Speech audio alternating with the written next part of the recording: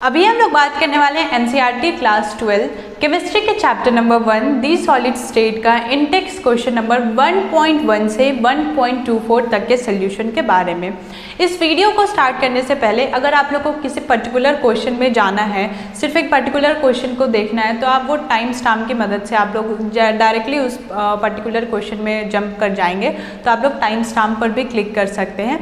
तो आइए अब हम लोग इंटेक्स का सोल्यूशन स्टार्ट करते हैं। इंटेक्स क्वेश्चन नंबर 1.1 के सोल्यूशन के बारे में, उसमें हमें पूछा गया कि सॉलिड रिजिड क्यों होते हैं। रिजिड मतलब क्या हो गया? कठोरता, यानी कि सॉलिड हमारा कठोर यानी कि हार्ड क्यों होता है, रिजिड क्यों होता है। तो सबसे मेन दो रीजन ये है कि उनके जो कॉन्स्टिट्यूएंट पार्टिकल्स होते हैं उनके बीच में strong intermolecular force of attraction present रहता है, यानी कि सॉलिड में strong intermolecular force of attraction रहता है। और दूसरा ये कि उनके जो कॉन्स्टिट्यूएंट पार्टिकल्स होते हैं सॉलिड के, वो मूव नहीं कर सकते हैं, वो अपने पोजीशन पे बस ऑसिलेट या फिर वाइब्रेट कर सकते हैं। तो ये दो मेन रीजन हो गया कि हमारा सॉलिड रिजिड होता है। तो इसे हम अच्छे से लिख लेते हैं। तो ये रहा notes. The intermolecular force of attraction in solid are extremely strong. Solid में जो इंटरमॉलिक्यूलर फोर्स ऑफ अट्रैक्शन होता है वो काफी ज्यादा स्ट्रॉन्ग होता है।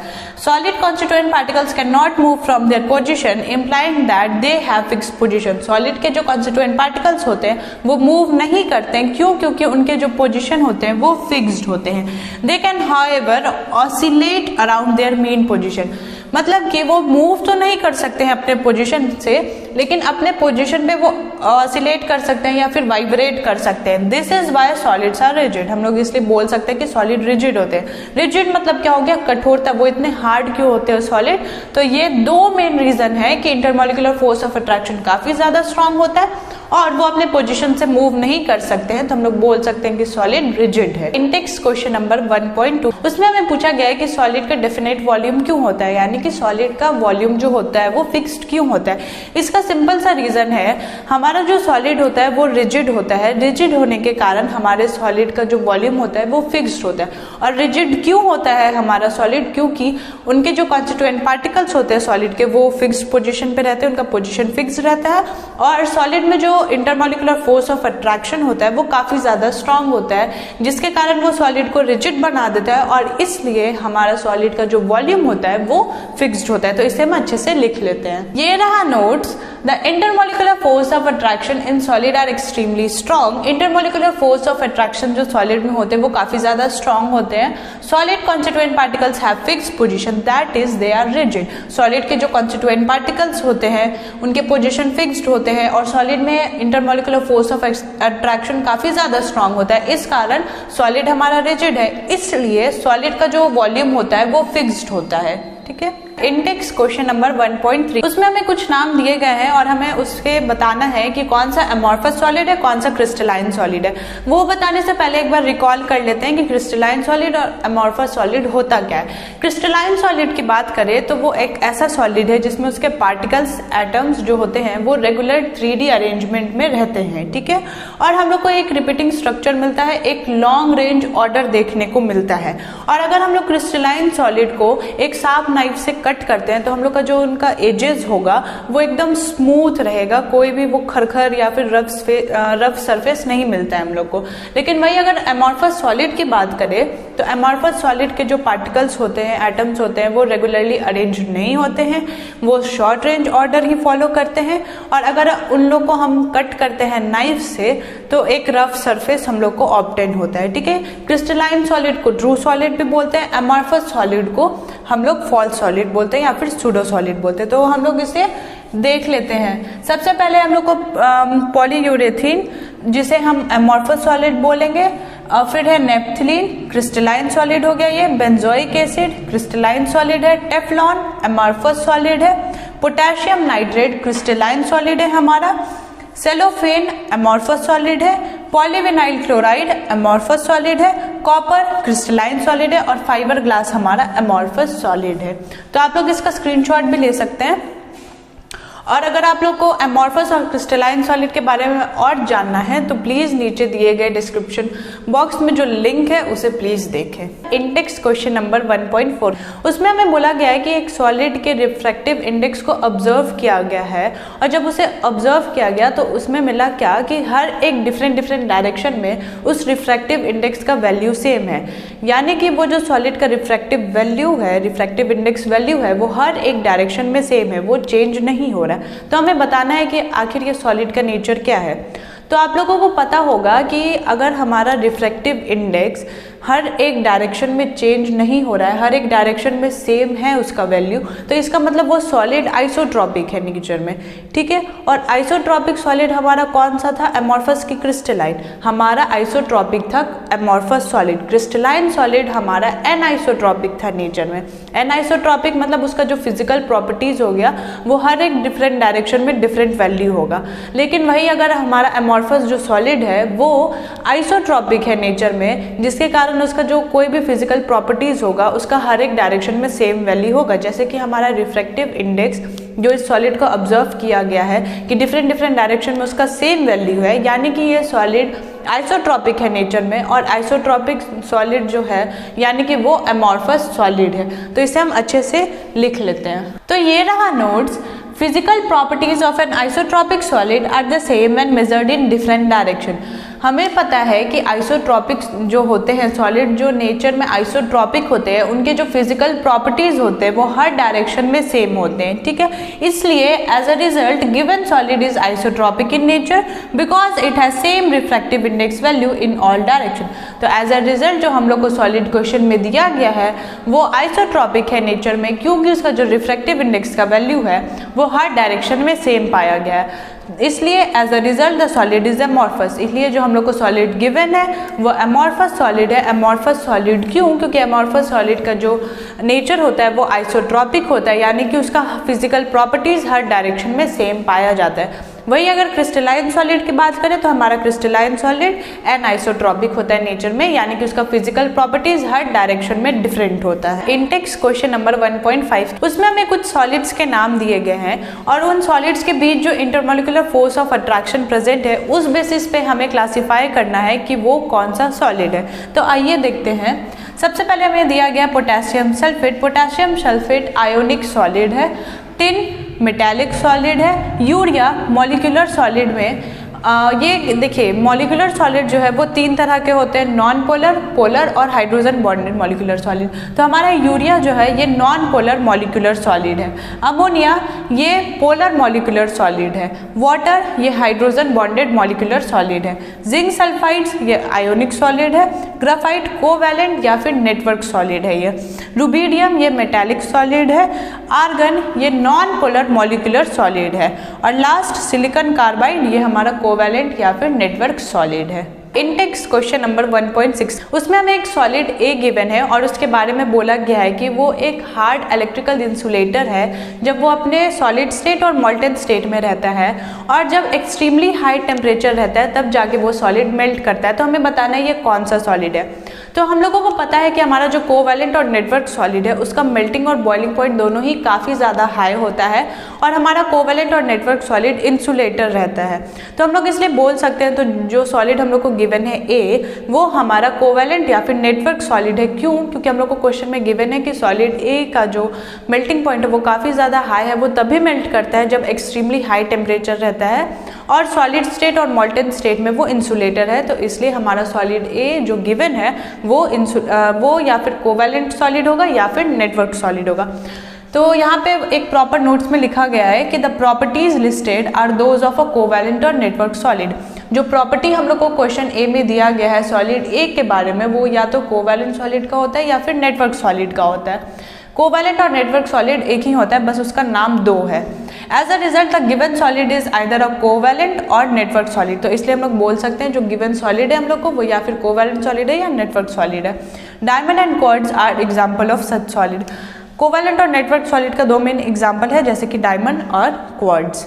अभी हम लोग बात करने वाले हैं एनसीईआरटी क्लास 12 केमिस्ट्री के चैप्टर नंबर 1 का इंटेक्स क्वेश्चन नंबर 1.7 के सोल्यूशन के बारे में। उसमें हमें बोला गया कि हमारा आयोनिक सॉलिड जो है वो सॉलिड स्टेट में इलेक्ट्रिसिटी कंडक्ट नहीं करता है, लेकिन अपने मॉल्टन स्टेट में वो इलेक्ट्रिसिटी कंडक्ट करता है। तो इसके पीछे का रीजन क्या है? तो देखिए कोई भी अगर आयोनिक कंपाउंड में इलेक्ट्रिसिटी कंडक्ट हो रहा है तो उसके पीछे का रीजन क्या है? आयंस। आयंस अगर मूव करता है तो हमारा इलेक्ट्रिसिटी कंडक्ट होता है। तो जब आयोनिक सॉलिड अपने सॉलिड फॉर्म में रहता है, सॉलिड स्टेट में रहता है, तो हमारा जो आयंस है वो काफ़ी ज़्यादा strong electrostatic force of attraction के साथ हेल्ड रहता है, इस कारण हमारा आयंस मूव नहीं कर पाता है और इसलिए क्या होता है, सॉलिड स्टेट में इलेक्ट्रिसिटी कंडक्ट नहीं होता है। लेकिन वही जब वो मॉल्टन फॉर्म में रहता है तो हमारा आयंस जो है फ्री रहता है, वो इधर से उधर मूव कर सकता है, तो इसके कारण क्या होता है, इलेक्ट्रिसिटी कंडक्ट होता है।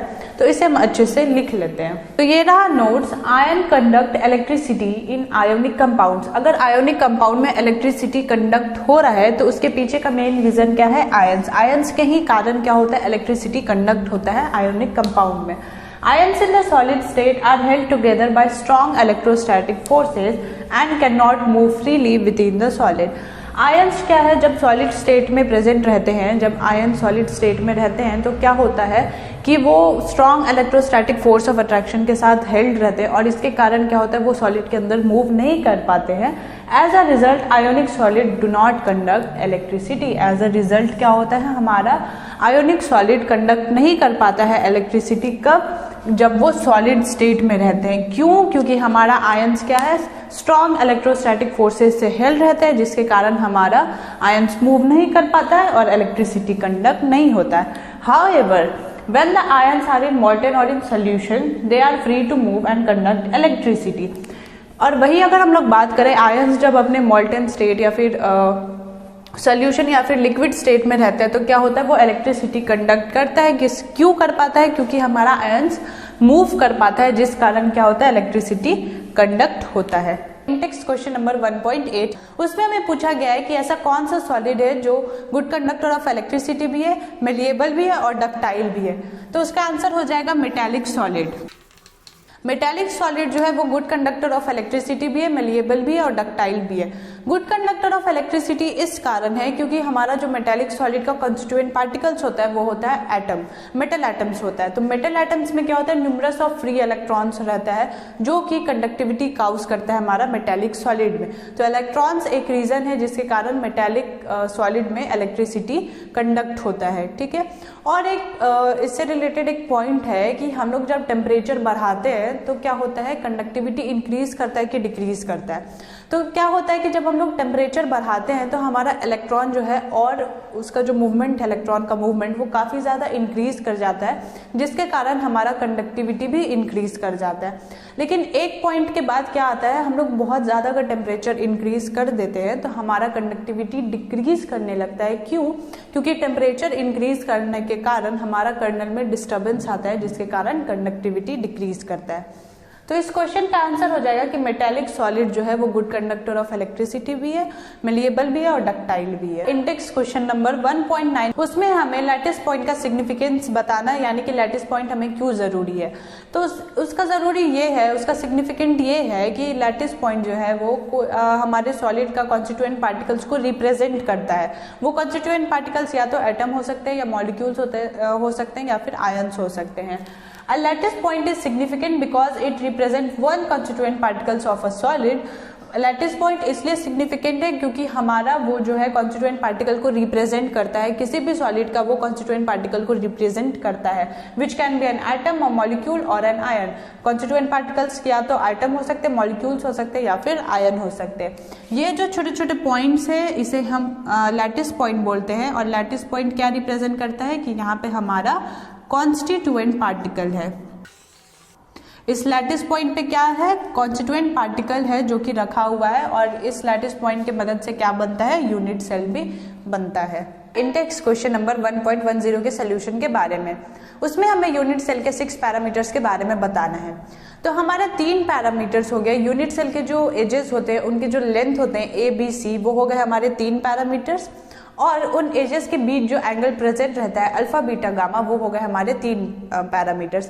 तो 3 पैरामीटर्स हमारे length of the edges, 3 parameters हमारे एंगल बिटवीन द एजेस, तो टोटल हमारा 6 पैरामीटर्स हो गया।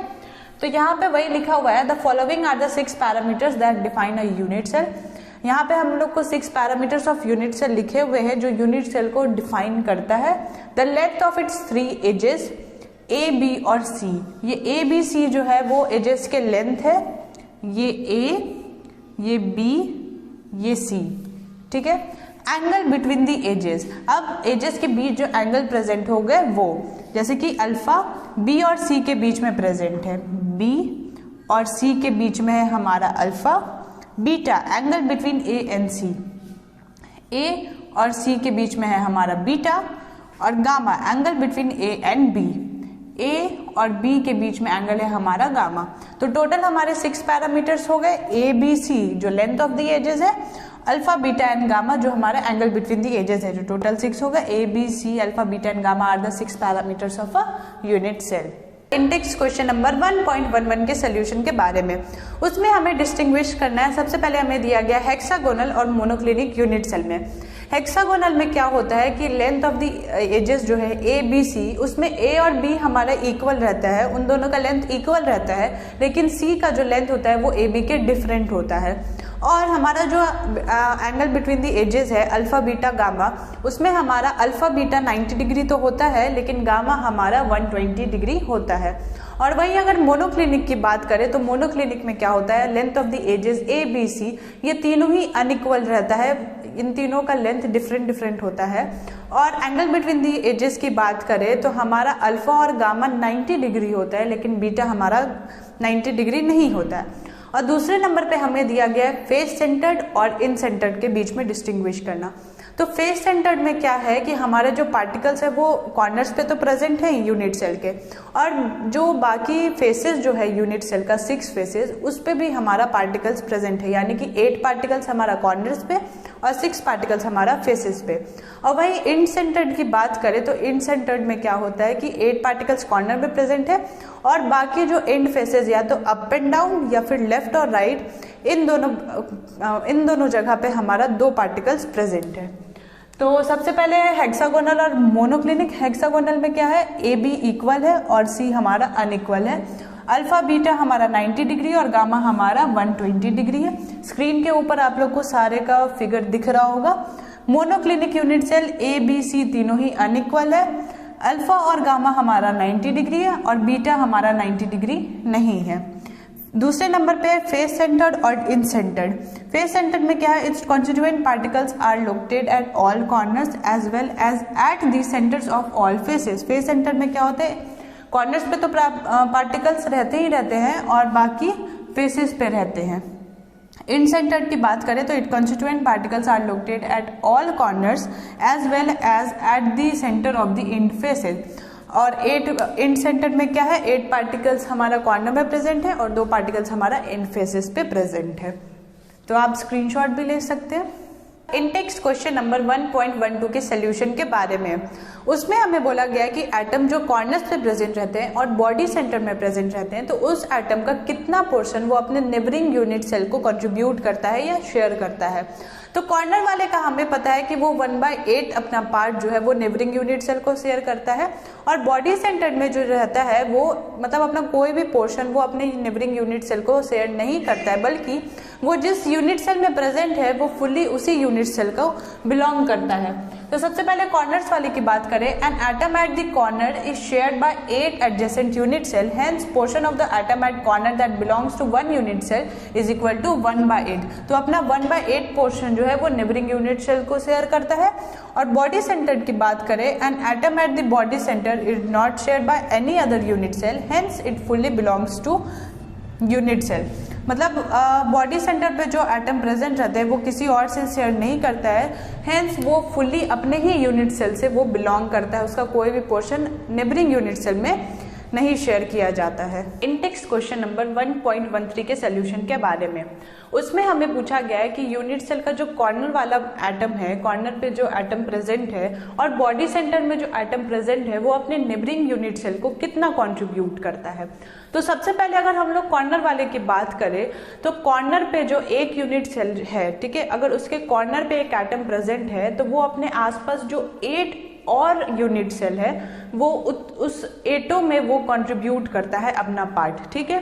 तो इसलिए अगर हम उसके कंट्रीब्यूशन की बात करें तो उसका contribution 1/8 part of the unit cell हो जाएगा।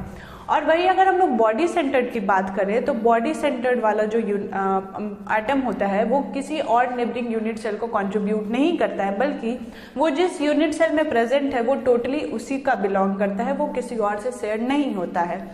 तो सबसे पहले यहाँ पे लिखा है an atom at the corner is shared by 8 adjacent unit cell. Corner में जो एटम प्रेजेंट है वो 8 एडजेसेंट यूनिट सेल जो है, आसपास जो 8 यूनिट सेल है वो उसमें कंट्रीब्यूट करता है, वो कॉमन हो जाता है उसमें। Therefore 1/8 portion of the atom is shared by 1 unit cell, इसलिए उसका 1/8 पोर्शन जो है वो शेयर होता है। अब दूसरे में है body centre, an atom located at the body centre of the cubic unit cell is not share by its neighbouring unit cell, यानी कि जो एटम बॉडी सेंटर में प्रेजेंट है वो नेबरिंग यूनिट सेल से बिल्कुल शेयर नहीं होता है, कुछ भी उसका कंट्रीब्यूशन नहीं होता है।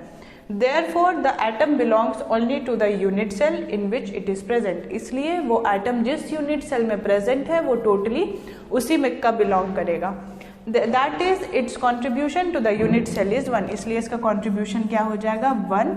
और वही अगर कॉर्नर वाले के कॉन्ट्रीब्यूशन की बात करें तो उसका कॉन्ट्रीब्यूशन 1/8 होता है और बॉडी सेंटर्ड का 1 होता है।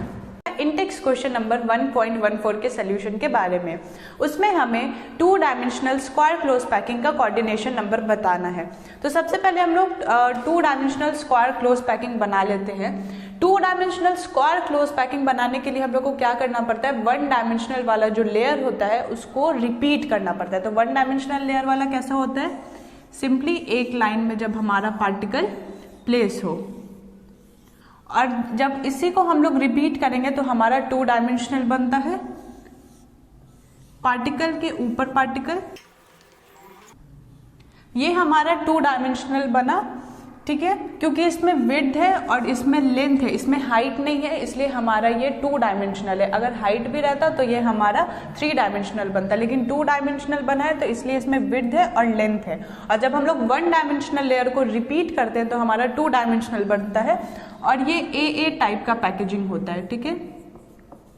अब देखिए, अब हमें कोऑर्डिनेशन नंबर बताना है। तो सबसे पहले हम लोग क्या करते हैं, एक कोई पार्टिकल पे फोकस कर लेते हैं, जैसे इस पार्टिकल पे फोकस कर लिए, ठीक है। अब कोऑर्डिनेशन नंबर मतलब क्या होता है कि जिस पार्टिकल पे हम लोग फोकस करते हैं, जैसे इसी पार्टिकल पे फोकस किए हैं तो ये कितने पार्टिकल को टच कर रहा है, यानी कि वो कितने पार्टिकल से सराउंडेड है, वो उसका कोऑर्डिनेशन नंबर होता है। जैसे जब हम लोग इस पार्टिकल पे फोकस किए तो हम लोग ने देखा कि ये इससे टच है, ये इससे टच है और इससे भी टच है और इससे भी टच है। फिर जब हम लोग इस चारों पार्टिकल को इमेजिनरी लाइन से जब हम लोग ज्वाइन कर देते हैं तो हम लोग को एक स्क्वायर नजर आता है, इसलिए हम लोग इसे स्क्वायर क्लोज पैकिंग बोलते हैं इन 2 डायमेंशनल। और हम लोग ने देखा कि ये पार्टिकल हमारा 4 पार्टिकल से टच है, यानी कि सराउंडेड है, तो हमारा यहाँ पे कोऑर्डिनेशन नंबर क्या हो जाएगा, 4 हो जाएगा। तो simply 2 dimensional square close packaging का कोऑर्डिनेशन नंबर क्या हो जाएगा, 4 हो जाएगा। इंटेक्स क्वेश्चन नंबर 1.15 के सोल्यूशन के बारे में, उसमें हमें बोला गया है कि एक कंपाउंड HCP क्लोज पैकिंग में है, यानी कि हेक्सागोनल क्लोज पैकिंग में है और हमें 0.5 मोल दिया गया है और हमें ये देखते हुए बताना है कि टोटल नंबर ऑफ वॉइड्स कितना प्रेजेंट है और उसमें टेट्राहेड्रल वॉइड कितना है। तो सबसे पहले हम लोग क्या कर लेते हैं, नंबर ऑफ एटम्स निकाल। नंबर ऑफ एटम्स किस में, कौन सा पैकेजिंग हम लोग को दिया गया, हेक्सागोनल क्लोज पैकिंग। तो number of atom in HCP, ठीक है। हमें क्या दिया हुआ है क्वेश्चन में, 0.5 मोल दिया हुआ है और हमें पता है कि 1 मोल में हमारा 6.022 into 10 to the power 23 particle होते हैं। तो इसलिए 0.5 मोल में कितना हो जाएगा, 0.5 into 6.022 into 10 to the power 23, इतना हमारा पार्टिकल हो जाएगा। तो जब इसे मल्टीप्लाई करेंगे तो हमारा वैल्यू आएगा 3.011 इंटू 10 टू द पावर 23। तो number of atom in HCP हमारा कितना आया, 3.011 इंटू 10 टू द पावर 23। अब अगर आप लोगों को याद हो कि किसी भी यूनिट सेल में हमने किसी भी यूनिट सेल में एक ट्रिक बताया था कि अगर कोई भी यूनिट सेल हम लोग को दिया गया है तो उसमें टेट्राहेड्रल वॉइड और ऑक्टाहेड्रल वॉइड कैसे निकालते हैं। तो ऑक्टाहेड्रल वॉइड निकालने का फॉर्मूला है सिंपली n और टेट्राहेड्रल वॉइड निकालने का फॉर्मूला है 2n। n हमारा क्या है, number of atoms.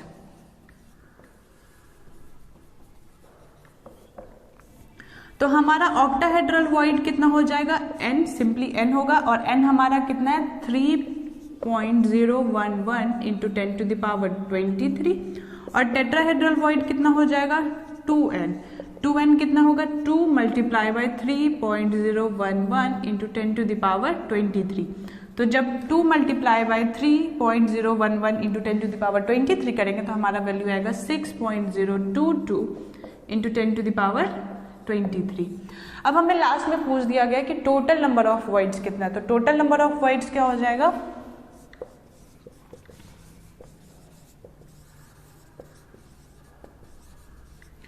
Total number of voids कितना हो जाएगा, ऑक्टाहेड्रल वॉइड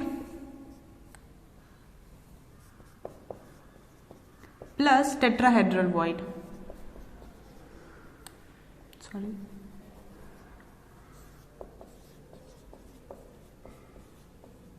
जब हम दोनों को ऐड करेंगे तो हमारा वैल्यू आएगा 9.033 इंटू 10 टू द पावर 23। तो हम लोग सबसे पहले number of atom in HCP निकाले, हमें 0.5 मोल दिया गया था और हमें पता है एक मोल में 6.022 into 10 to the power 23 particle होते हैं। तो हमारा 0.5 मोल दिया गया था, तो हमने 0.5 multiply by 6.022 into 10 to the power 23 किया, जिससे वैल्यू हमारा 3.011 इंटू 10 टू द पावर 23 आया। फिर एक ट्रिक होता है किसी भी यूनिट सेल में ऑक्टाहेड्रल वॉइड और टेट्राहेड्रल वॉइड निकालने का। तो फिर ऑक्टाहेड्रल वॉइड निकालने का ट्रिक क्या है, सिंपली n हमारा क्या है, नंबर ऑफ एटम, यानी कि जितना नंबर ऑफ एटम होगा उस यूनिट सेल का उतना ही हमारा ऑक्टाहेड्रल वॉइड हो जाएगा। और टेट्राहेड्रल वॉइड निकालने का फॉर्मूला है 2n, यानी कि जितना हमारा नंबर ऑफ एटम है उससे मल्टीप्लाई बाई 2 हो जाएगा।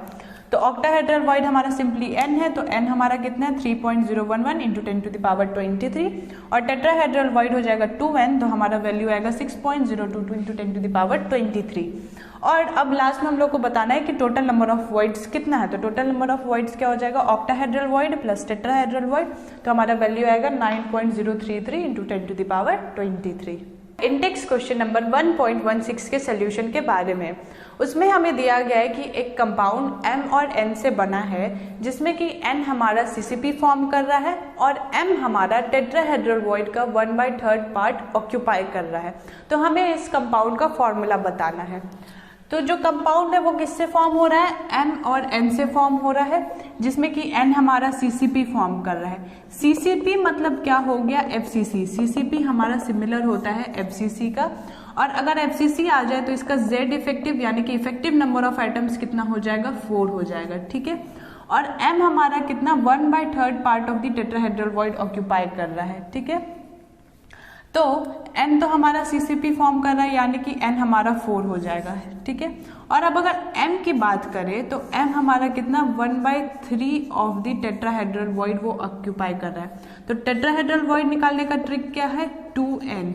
N हमारा क्या है, इफेक्टिव नंबर ऑफ एटम्स या फिर Z effective number of atoms हमें कितना दिया गया है, 4। तो 2 multiply by 4 is equal to 8 हो जाएगा टेट्राहेड्रल वॉइड। और M हमारा कितना ऑक्यूपाई कर रहा है, 1/3 of tetrahedral void. Tetrahedral void total कितना है, 8। तो M हमारा कितना हो जाएगा, 8/3। तो अब हमारा मॉलिक्यूलर फॉर्मूला कैसे निकलेगा, M हमारा कितना है 8/3 और N हमारा कितना है 4। तो क्या करेंगे, ये 4 और ये 8 कट जाएगा, तो हमारा आएगा M 2/3 N 1। तो अब क्या करेंगे, ये 3 को इधर लेके चले जाएंगे, यानी कि हमें दिया गया है M 2/3 N 1। तो अब क्या करेंगे, ये 3 को इधर लेके चले जाएंगे, तो M 2 N 3 ये हो गया हमारा फॉर्मूला। तो इस कंपाउंड का फॉर्मूला M2N3 हो गया। जो कंपाउंड हमारा M और N से बना था उसका फॉर्मूला क्या हो गया, M2N3। इंडेक्स क्वेश्चन नंबर 1.17 के सोल्यूशन के बारे में, उसमें हमें 3 तरह के पैकेजिंग दिए गए हैं और हमें उसमें हाईएस्ट पैकिंग एफिशिएंसी किसका है वो बताना है। तो सबसे पहले सिंपल क्यूबिक दिया गया है। सिंपल क्यूबिक में पैकिंग एफिशिएंसी हमारा कितना होता है, 52.4% होता है, ठीक है। और अगर हम इनके वॉइड की बात करें तो वॉइड होता है 47.6%। वॉइड हम कैसे निकालते हैं, 100 माइनस पैकिंग एफिशिएंसी के। बॉडी सेंटर की बात करें तो बॉडी सेंटर का पैकिंग एफिशिएंसी 68% होता है, और अगर वही वॉइड की बात करें तो वॉइड हमारा 32% होता है, ठीक है। अब तीसरे नंबर में हमें दिया गया hexagonal close packing. Hexagonal close packing का पैकिंग एफिशिएंसी होता है 74%, और अगर वही वॉइड परसेंटेज की बात करें तो वॉइड हमारा 26%। तो हम लोग देख रहे हैं कि हेक्सागोनल क्लोज पैकिंग में पैकिंग एफिशिएंसी सबसे ज़्यादा 74 है, यानी कि हेक्सागोनल क्लोज पैकिंग का सबसे ज़्यादा है पैकिंग एफिशिएंसी, और वॉइड परसेंटेज भी सबसे कम हमारा इसका है, यानी कि जिसका ज़्यादा हाई पैकिंग एफिशिएंसी होता है और वॉइड परसेंट जिसका कम होता है उसमें हाईएस्ट पैकिंग एफिशिएंसी दिखता है। तो हेक्सागोनल क्लोज पैकिंग में सबसे ज़्यादा पैकिंग एफिशिएंसी है और सबसे कम वॉइड परसेंटेज है, इसलिए हमारा हाईएस्ट पैकिंग एफिशिएंसी किस में हो जाएगा, HCP में।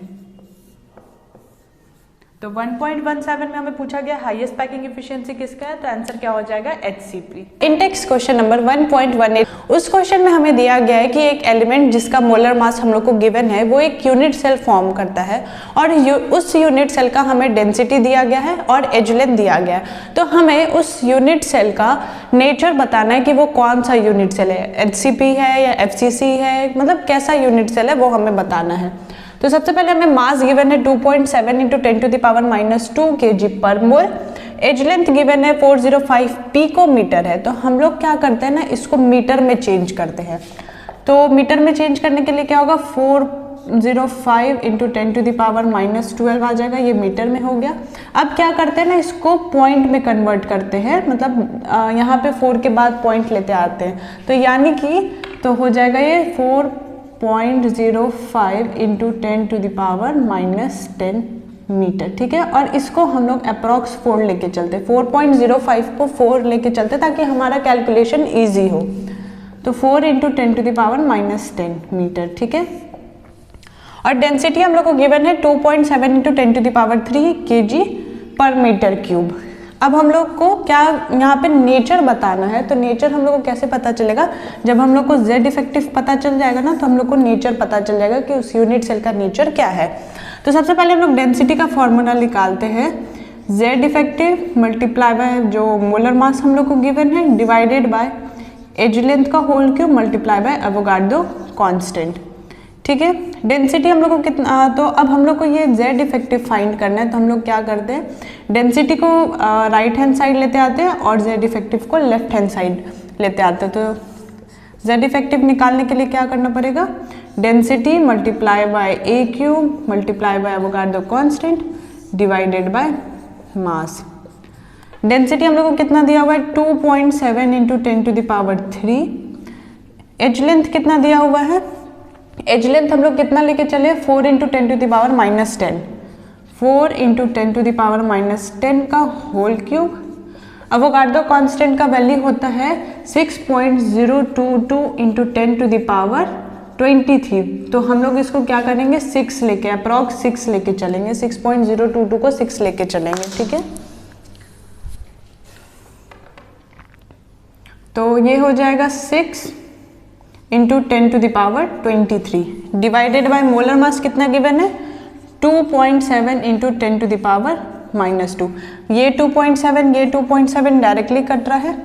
अब क्या बचा, 4 अच्छा 4 का होल क्यूब कितना हो जाएगा, 4 4 जा 16, 16 4 जा 64 मल्टीप्लाई बाय -10 का होल क्यूब क्या हो जाएगा, 10⁻30 मल्टीप्लाई बाय 6 × 10⁻23 और ये 10⁻3 डिवाइडेड बाय 10⁻2 है।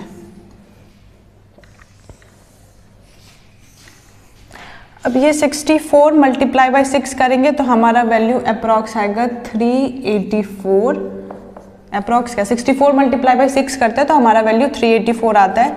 मल्टीप्लाई बाय 10⁻30 मल्टीप्लाई बाय ये 10⁻2 को ऊपर लेके जाएंगे तो ये माइनस पॉजिटिव में चेंज हो जाएगा, 10⁻2 मल्टीप्लाई बाय 10⁻23 मल्टीप्लाई बाय 10⁻3। तो 384 मल्टीप्लाई बाय 10⁻, यहाँ पे -2 आ जाएगा। जब -32, 23 और 3 को जब हम लोग सॉल्व करेंगे तो हमारा वैल्यू -2 आ जाएगा। कैसे, 23 + 2 + 3 करेंगे तो हमारा वैल्यू क्या आएगा, 28 आ जाएगा। फिर 30 - 28 करेंगे तो हमारा वैल्यू -2 आ जाएगा, क्योंकि -30 साइन दिया हुआ है, 30 बड़ा है तो इसलिए हम लोग 30 का साइन यूज़ करेंगे।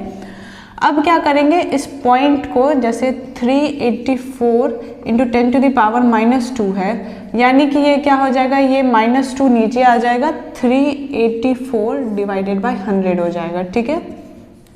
तो हमारा वैल्यू क्या आएगा, 384। ये किसके अप्रॉक्स है, 4 के अप्रॉक्स है, ये 4 के अप्रॉक्स है, तो इसलिए क्या पता चलता है, जेड इफेक्टिव कौन से यूनिट सेल का 4 होता है, फेस सेंटर्ड सेल का हमारा जेड इफेक्टिव 4 होता है। तो nature of the unit cell क्या हो जाएगा, FCC, face centred unit cell हो जाएगा। क्यों, क्योंकि हमारा जेड इफेक्टिव 4 आ रहा है। तो नेचर ऑफ यूनिट सेल क्या हो जाएगा, एफसीसी। नेक्स्ट क्वेश्चन नंबर 1.19, उसमें हमें बोला गया है कि एक सॉलिड है, उसे जब हम लोग हीट करेंगे उस सॉलिड को, तो हम लोग को उस सॉलिड में कौन सा डिफेक्ट देखने को मिलेगा वो हमें बताना है, और दूसरा कि उस सॉलिड में कौन सा फिजिकल प्रॉपर्टीज में भी चेंजेस देखने को मिलेगा। तो ये दो चीज़ हमें बताना है। तो हम लोग क्या करते हैं, सबसे पहले एक सॉलिड बना लेते हैं। जैसे ये हमारा एक सॉलिड है, ठीक है, इसके अंदर पार्टिकल प्लेस है। तो हम लोग इस सॉलिड को हीट करना स्टार्ट करेंगे तो क्या होता है ना कि ये पार्टिकल सबका जो काइनेटिक एनर्जी होता है वो इंक्रीज कर जाता है। जब हम लोग इस सॉलिड को हीट करना स्टार्ट करेंगे तो सॉलिड के अंदर जो पार्टिकल्स है हमारा, उसका काइनेटिक एनर्जी बहुत ज़्यादा इंक्रीज कर जाएगा। तो ये जो थोड़ा थोड़ा अपने पोजीशन पे वाइब्रेट करते थे, ये बहुत ज़्यादा वाइब्रेट करने लगते हैं। काइनेटिक एनर्जी बढ़ने के कारण ये अपने ही पोजीशन पे बहुत ज़्यादा वाइब्रेट करने लगते हैं, और एक टाइम पे क्या होता है, ये वाइब्रेट करते करते अपने पोजीशन को छोड़ देते हैं। तो इनका जो पोजीशन रहता है यहाँ पे, जैसे इस पार्टिकल, ये पार्टिकल का काइनेटिक एनर्जी जैसे बहुत बढ़ गया, तो एक टाइम में क्या आएगा, ये पार्टिकल यहाँ से छोड़ देगा अपना प्लेस, और यहाँ पे क्या हो जाएगा, एक वैकेंसी क्रिएट कर देगा। ये पार्टिकल के काइनेटिक एनर्जी बढ़ने के कारण वो क्या होगा, वो अपना पोजीशन छोड़ के चला जाएगा, जिसके कारण क्या होगा, वैकेंसी क्रिएट होगा। तो हम लोग बोल सकते हैं कि जब हम लोग सॉलिड को हीट करते हैं तो हमारा वैकेंसी डिफेक्ट शो होता है। तो वो सॉलिड हमारा वैकेंसी डिफेक्ट शो करता है। अब हमें बताना है कि उसके कौन से फिजिकल प्रॉपर्टीज में हम लोग को चेंजेस देखने को मिलता है।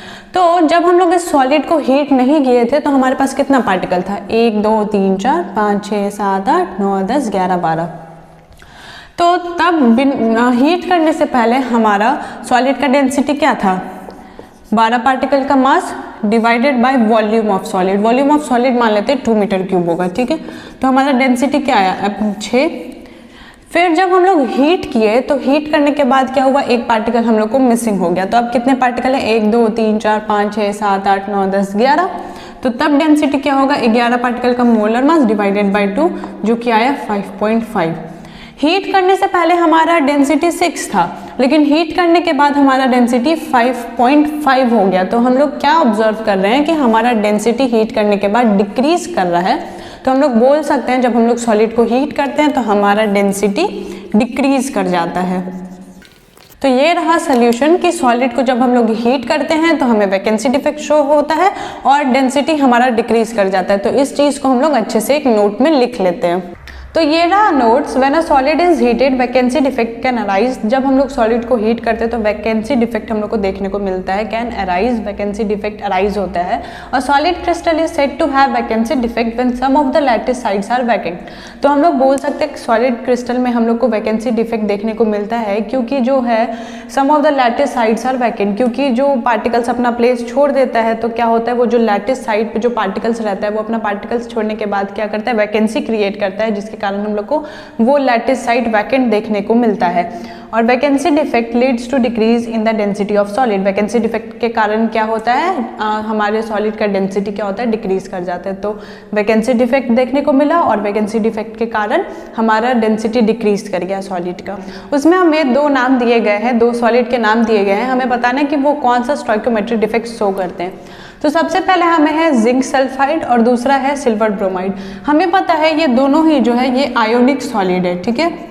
और हमें पता है कि आयोनिक सॉलिड 2 तरह के ही डिफेक्ट शो करते हैं, या तो वो फ्रैंकल डिफेक्ट शो करेंगे।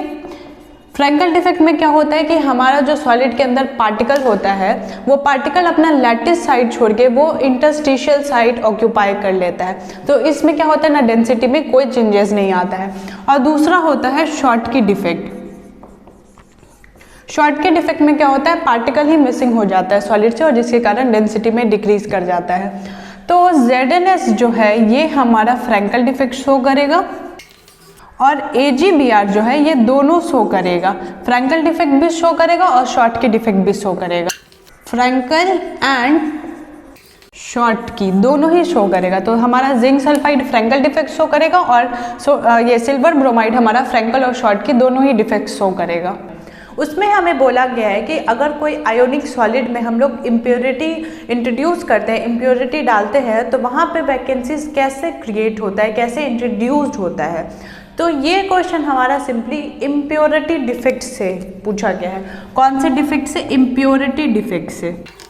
तो देखिए इम्प्योरिटी डिफेक्ट दो तरह के होते हैं। कैसे? जब NaCl is doped with SrCl2। जब हम लोग NaCl को डोप करते हैं SrCl2 के साथ तो हमें एक इम्प्योरिटी डिफेक्ट देखने को मिलता है। SrCl2 ये हमारा इम्प्योरिटी है। और दूसरा है AgCl is doped with CdCl2। तो हम लोग एक एग्जाम्पल के माध्यम से समझते हैं कि हमारा मतलब जब हम लोग कोई आयोनिक सॉलिड में इम्प्योरिटी डालते हैं तो वैकेंसीज कैसे क्रिएट होता है। जैसे NaCl का एक हम लोग सॉलिड बना लेते हैं, ठीक है।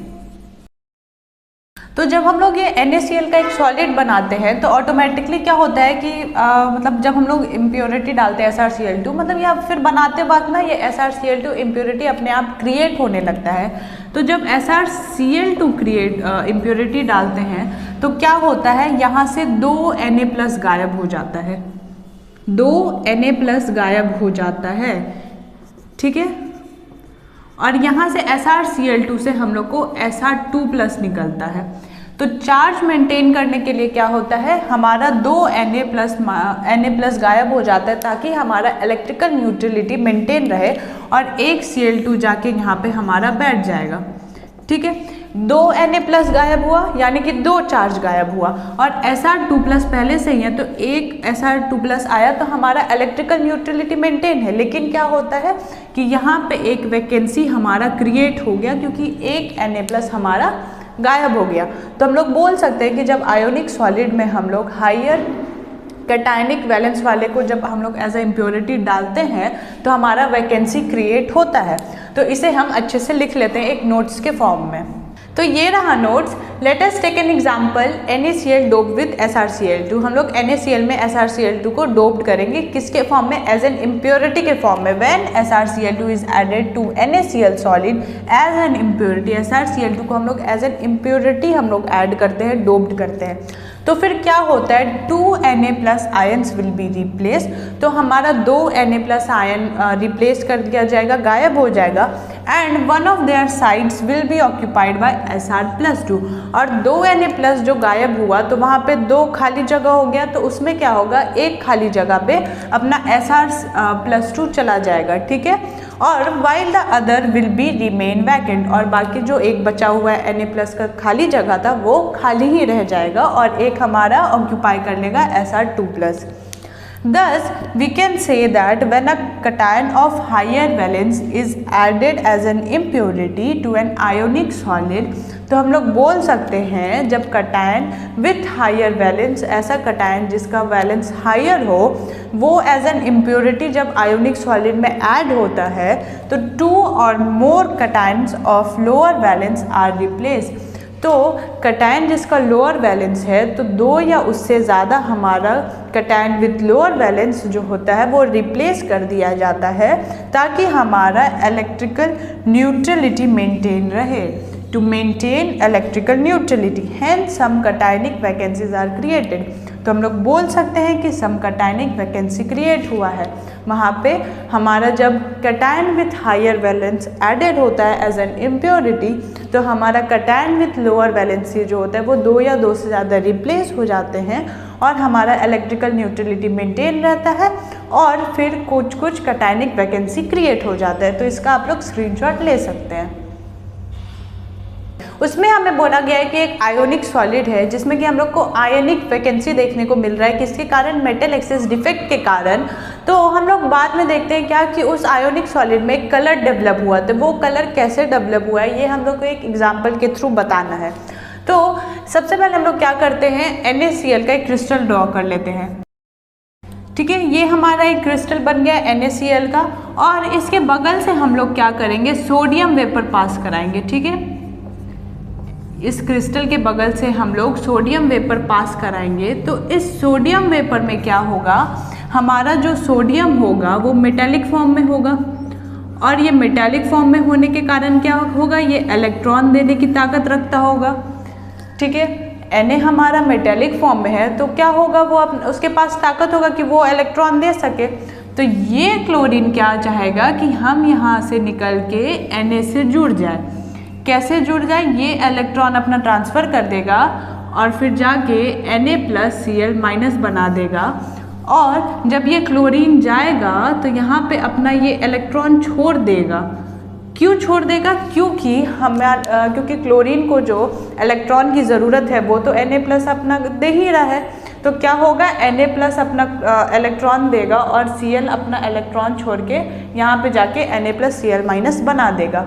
तो यहाँ पे जो इलेक्ट्रॉन है ये तो फ्री है, तो फ्री इलेक्ट्रॉन करेगा अपने सराउंडिंग से, अपने नियर बाय से विजिबल स्पेक्ट्रम एनर्जी ऑब्जर्व करेगा और एक्साइटेड स्टेट में जाके कॉरस्पॉन्डिंग कलर को छोड़ देगा, और फिर वो वापस अपने ग्राउंड स्टेट में आ जाएगा। तो हम लोग को एक कलर देखने को मिलेगा, जैसे कि ये Na का कलर हम लोग को येलो देखने को मिलेगा। तो इसे हम अच्छे से एक नोट्स में लिख लेते हैं। तो ये रहा notes. Let us take an example of NaCl. When NaCl crystal is heated in presence of Na vapor, sodium vapor, some chlorine ions leave their sides to combine with Na to form NaCl. The electron lost by Na sodium to form दो बार लिख दिया गया है, sorry, to form Na+, then diffuse into the crystal to occupy the anionic vacancies.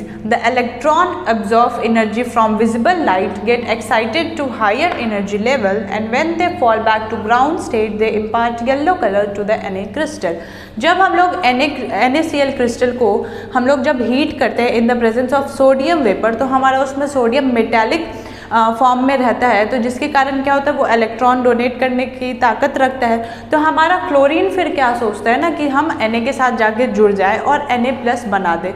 तो chlorine जो है हमारा अपने साइड पे वो इलेक्ट्रॉन छोड़ के चला जाता है, क्योंकि इलेक्ट्रॉन की जो ज़रूरत होती है क्लोरीन को, वो उसको Na+ पूरा कर दे रहा है, Na पूरा कर दे रहा है, सोडियम पूरा कर दे रहा है। तो क्लोरीन अपना इलेक्ट्रॉन छोड़ के वो Na से मिल जाता है और NaCl बना देता है। ठीक है, फिर वो जो छूटा हुआ जो इलेक्ट्रॉन है क्लोरीन के जगह पे, जो वो इलेक्ट्रॉन है वो तो फ्री है, तो वो क्या करता है, अपने सराउंडिंग से, अपने नियर बाय से वो एनर्जी ऑब्जर्व करता है, और उसके बाद वो एक्साइटेड स्टेट में चला जाता है। फिर जब वो फॉल बैक करता है अपने ग्राउंड स्टेट में, तो हम लोग को NaCl क्रिस्टल में एक कलर देखने को मिलता है, और वो कलर कौन सा होता है, येलो कलर होता है। तो आप इसका स्क्रीनशॉट ले सकते हैं। इंटेक्स क्वेश्चन नंबर 1.23 के सोल्यूशन के बारे में, उसमें हमें बोला गया है कि एक ग्रुप 14 का एलिमेंट है। ठीक है, हमें उसको सेमीकंडक्टर में कन्वर्ट करना है, लेकिन कौन से सेमीकंडक्टर में, एन टाइप सेमीकंडक्टर। हम लोग को ग्रुप 14 के एलिमेंट को कन्वर्ट करना है एन टाइप के सेमीकंडक्टर में। तो हम लोग उसमें ऐसे कौन से ग्रुप का एलिमेंट एज एन इम्प्योरिटी डालेंगे जो वो हमारा ग्रुप 14 का एलिमेंट है वो एन टाइप में कन्वर्ट हो जाएगा। तो हमें क्या दिया गया है कि ग्रुप 14 का एलिमेंट है, ठीक है, इसको किस चीज़ में कन्वर्ट करना है, एन टाइप सेमीकंडक्टर में करना है।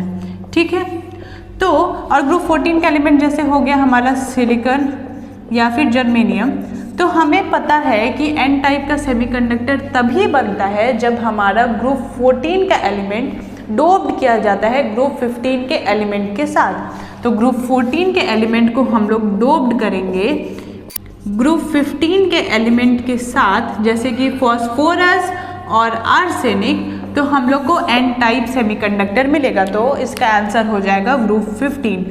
तो हम लोग बोल सकते हैं कि जब हम लोग ग्रुप 14 के एलिमेंट को अगर हम लोग को कन्वर्ट करना है एन टाइप सेमीकंडक्टर में, तो हम लोग को ग्रुप 15 के एलिमेंट को उसमें डोप्ड करना पड़ेगा, तो हम लोग को एन टाइप का सेमीकंडक्टर मिल जाएगा। तो उसमें हमें दो फेरोमैग्नेटिक और फेरीमैग्नेटिक दिया गया है, और इसमें हमें बताना है कि ये दोनों में से ऐसा कौन सा है जो एक बेटर परमानेंट मैग्नेट की तरह काम करता है। तो सबसे पहले आप लोगों को पता होगा कि हमारा छोटा छोटा जो मेटल आयंस होता है, मेटल एटम्स जो होता है, वो एक साथ ग्रुप टुगेदर हो जाते हैं ताकि हमारा डोमेन्स फॉर्म हो सके, और ये डोमेन्स हमारा टाइनी मैग्नेट की तरह एक्ट करता है। और इसका सिंबल होता है ये एरो, और ये एरो का जो हेड है, ये एरो का जो ये हेड है, ये क्या रिफ्लेक्ट करता है? मैग्नेटिक फील्ड का डायरेक्शन रिफ्लेक्ट करता है। तो हमारा जो छोटा छोटा मेटल आयंस होता है वो एक साथ ग्रुप टुगेदर हो जाता है डोमेन्स फॉर्म करने के लिए, जो एक टाइनी मैग्नेट की तरह एक्ट करते हैं। और ये डोमेन को हम लोग एक एरो से रिप्रेजेंट करते हैं, और ये एरो का हेड हम लोग को मैग्नेटिक फील्ड का डायरेक्शन बताना है। तो फेरोमैग्नेटिक में क्या होता है कि ये मैग्नेटिक फील्ड से बहुत स्ट्रांगली तरीके से अफेक्ट होते हैं और परमानेंटली अफेक्ट होते हैं, ठीक है। और इसमें जो डोमेन्स होते हैं वो एक रेगुलर वे में अरेंज रहते हैं, सब एक ही डायरेक्शन में रहते हैं। तो ये काफ़ी ज़्यादा स्ट्रॉन्ग फेरोमैग्नेटिक, मतलब एक बेटर परमानेंट ये बन सकते हैं। लेकिन फेरीमैग्नेटिक में क्या होता है कि डोमेन्स हमारा अनइवन तरीके से अरेंज रहता है, जिसके कारण क्या होता है, ये वाला इसको कैंसिल आउट कर देगा, ये वाला इसको कैंसिल आउट कर देगा।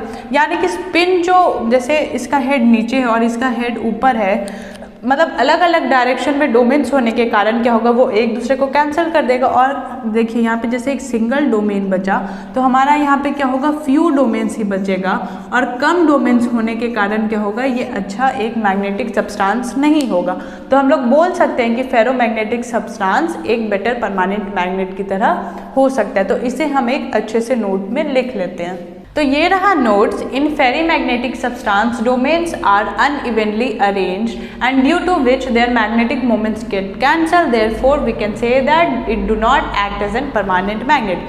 फेरीमैग्नेटिक सब्सटेंस में क्या होता है, डोमेन्स जो होते हैं वो अनइवनली अरेंज रहते हैं, जिसके कारण वो एक दूसरे को कैंसल आउट कर देते हैं, और इस कारण क्या होता है, वो एक परमानेंट मैग्नेट की तरह एक्ट नहीं कर पाते हैं। और वही हम लोग फेरोमैग्नेटिक की बात करें, in ferromagnetic substance domains are regularly arranged in the same direction and a strong magnetic effect is produced। Ferromagnetic substance में क्या होता है, डोमेन्स जो होता है वो रेगुलरली अरेंज्ड होता है, सेम ही डायरेक्शन में मैग्नेटिक फील्ड जिस डायरेक्शन में होता है उसी डायरेक्शन में हमारा डोमेन्स भी अरेंज रहता है। और this ordering of domains persist even when the magnetic field is removed. अगर हम लोग मैग्नेटिक फील्ड हटा भी देते हैं, रिमूव कर देते हैं, तो भी ये डोमेन्स का जो ऑर्डरिंग है वो रहता है, और स्ट्रॉन्ग मैग्नेटिक इफेक्ट तभी भी वो प्रोड्यूस करते रहता है। तो इसलिए हम लोग बोल सकते हैं कि ferromagnetic substance becomes a permanent magnet. तो अगर आप लोग चाहे तो डोमेन्स के बारे में ये स्टार्ट करने से पहले ऊपर में आप लोग डोमेन्स के बारे में लिख ले कि डोमेन्स होते क्या हैं, कि छोटे छोटे जो मेटल आयंस जब एक साथ गैदर कर जाते हैं, एक्यूमुलेट कर जाते हैं एक ही जगह पे डोमेन्स फॉर्म करने के लिए, तो वो एक टाइनी मैग्नेट की तरह एक्ट करते हैं। और उसका सिम्बॉल क्या है या फिर उसका हेड क्या रिप्रेजेंट करता है, वो भी आप इसको स्टार्ट करने से पहले ऊपर में आप लिख सकते हैं। तो ये रहा हमारा नोट्स, आप इसका स्क्रीनशॉट ले सकते हैं।